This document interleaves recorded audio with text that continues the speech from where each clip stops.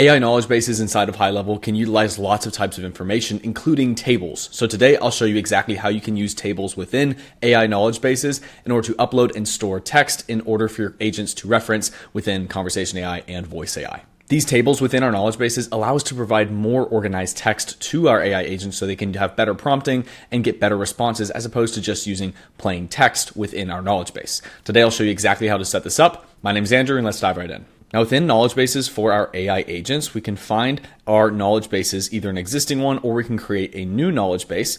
And within our knowledge base, we'll see we have multiple types of sources. We have web crawlers, FAQs, web searches, rich text, file uploads, and tables. And today we're talking about how you can use tables.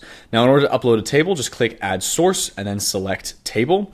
Then here you can upload a file. Now, in order to create a table, you can create a basic Excel spreadsheet or Google Sheet. This is an example of a good set of information for our AI knowledge base table. We have different pieces of information. For example, this is information on HighLevel. So what is HighLevel, CRM and contact management, all the different features.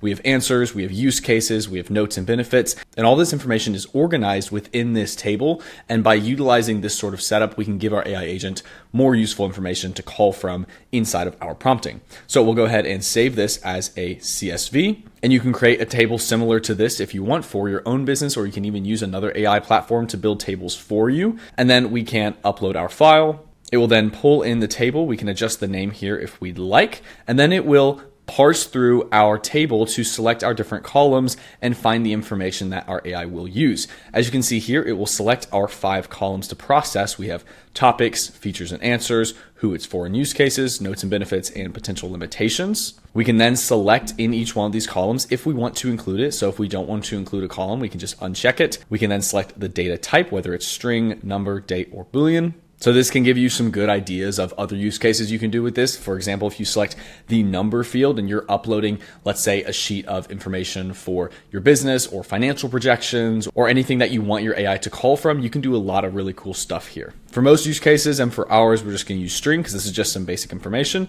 Then we'll click next. Then it will format the data and then upload it into our table. You'll be able to see a summary here with the table name, the amount of rows, the valid rows, invalid rows, processed columns, file size, etc.